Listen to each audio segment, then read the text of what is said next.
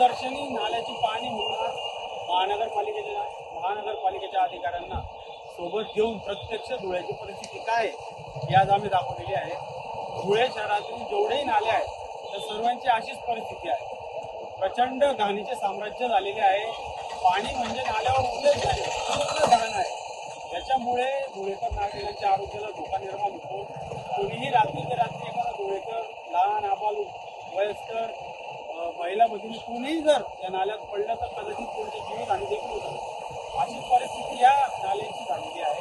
ही सर्व सुधारणा व्हावी त्यासाठी खास करून आज प्रत्यक्ष अधिकाऱ्यांना महानगरपालिकेच्या इथे घेऊन आलो आणि ही सुधारणा कधीपर्यंत होईल हे आम्हाला तुम्ही सांगावे।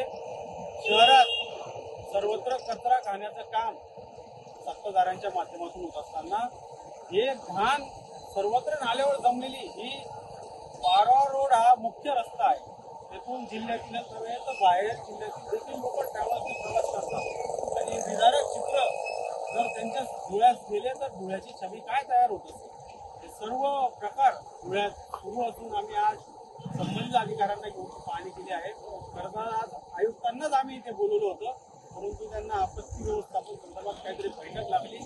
आम्हाला त्यांना या निमित्ताने हे देखील सांगणं आहे आपत्ती व्यवस्थापन म्हणजे एखादी भविष्यात आपत्ती येणार असेल तर त्याच्यावर नियोजन करणे।